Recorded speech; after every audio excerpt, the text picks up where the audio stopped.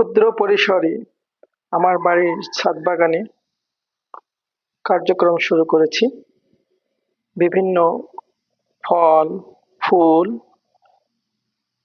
এবং ঔষধি গাছ। অভিজ্ঞতার আলোকে কিছু করার চেষ্টা আর কি।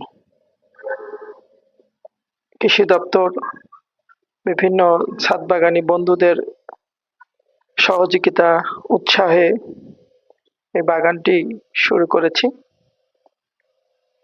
দেখি কি করা যায়। তবে প্রকৃতির মাঝে একটু সময় ব্যয় করা আসলেই ভালো লাগে। সেই থেকে আমার এই ক্ষুদ্র ছাদ বাগান যাত্রা শুরু। সম্প্রতি আমি বিভিন্ন